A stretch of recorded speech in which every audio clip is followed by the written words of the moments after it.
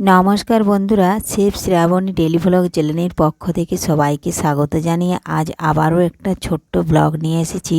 আপনারা পুরো ভ্লগ ভিডিওটা প্রথম থেকে শেষ পর্যন্ত দেখতে থাকুন। ভ্লগ ভিডিওটি ভালো লাগলে একটা লাইক দিয়ে আমার পাশে থাকুন। চলুন তাহলে শুরু করি। তো দেখুন বন্ধুরা, সবার প্রথমেই দেখুন এই যে মুরগিগুলো বড় হয়েছে। তো এখন শীত পড়ে যাচ্ছে। শীতকালে একবার ওদের একটা এমনই রোগ আসে, মানে ঝুমুঝুমু ভাব থাকে আর একে একে সব মরে যায়। এই জন্য আজকে মুরগিগুলোকে দেখুন খেতে দিয়ে দিয়েছি। এদেরকে কিন্তু আর রাখা যাবে না, এদেরকে বিক্রি করে দেওয়া হবে। একটু পরে দেখুন ওরা কোথাও যায় না, ধরা দিয়ে দেয়। তো আগে খেতে দিয়ে দিচ্ছি, একটু বেলা হলে নিয়ে যাওয়া হবে দোকানে বলা আছে।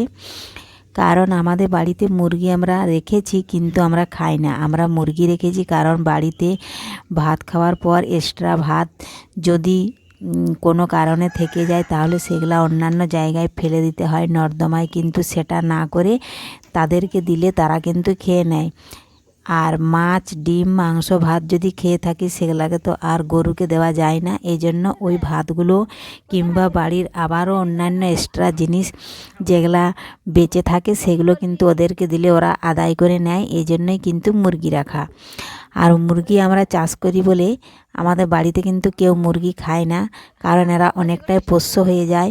যখনই ডাকি তখনই চলে আসে, ধরা দেয়। এই জন্য ওদের প্রতি একটা মায়া বসে যায়। এই জন্য আমাদের বাড়িতে কেউ দেশি মুরগি খায় না।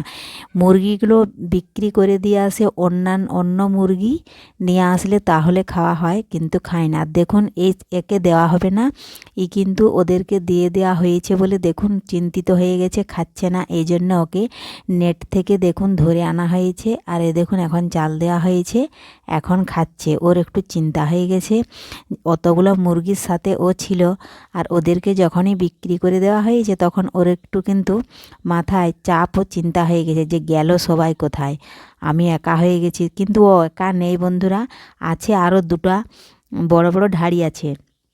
কিন্তু তারা ডিম পেড়েছে, ডিম পেড়ে একজন বসে গেছে আর একজন ফাঁকে বেরিয়ে চলে যায়। এজন্য ও একা হয়ে গেছে। একা হয়ে যেতে দেখুন নিঝুম হয়ে গেছে। এজন্য ওকে বাটিতে চাল আর দেখুন জল দেওয়া হচ্ছে, কিন্তু খাচ্ছে না। ওর কিন্তু একটা চিন্তা হয়ে গেছে। দেখুন কিছুদিন এইভাবে ওকে খাওয়াতে হবে, তারপরে ঠিক হয়ে যাবে। এই দেখুন আবারও চাল দিচ্ছি, মুখটা কিন্তু একদম দিয়ে দিতে হচ্ছে, তখনও খাচ্ছে, একদম পেটে কিছু নেই। তো তার মধ্যে দেখুন সকাল সকাল চলে এলো একটা পার্সেল। তো দেখা যাক পার্সেলে কি অর্ডার দিয়েছিল ছেলেরা।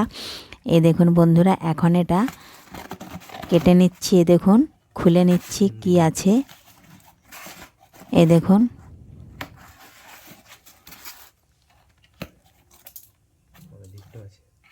যদি কোনো বন্ধু আমার চ্যানেলে নতুন হয়ে থাকেন, চ্যানেলটি সাবস্ক্রাইব করে বেল আইকন হলে সেট করে দিন সবার প্রথমে আমার ব্লগ ভিডিও বা রেসিপি পেতে।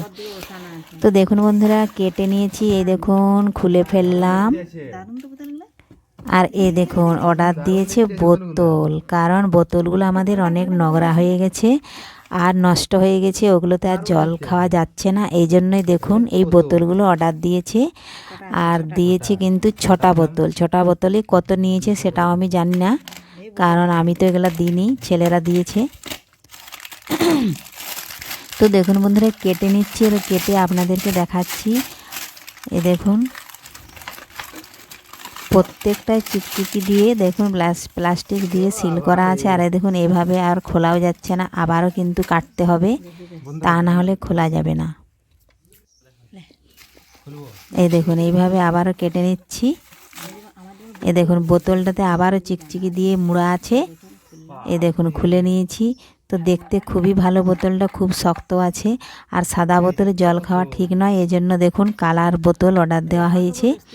তো দেখুন বোতলগুলো আপনাদের কেমন লাগছে, আর বোতলগুলো যদি ভালো লাগে তো কমেন্টে জানিও। তো এই বোতলগুলোর দাম নিয়েছে 240 টাকা, 6টা বোতল আছে। তো দেখুন বন্ধুরা এখন এই বোতলগুলোতে জল খাওয়া যাবে না, তার জন্য একটু ওয়াশ করে নেব। তো কি দিয়ে ওয়াশ করছি দেখুন, গরম জল করেছি, তার সাথে আমি লেবু পাতা দিয়ে গরম জলটা ফুটিয়েছি, এখন কিছুটা ঠান্ডা করে নিয়েছি।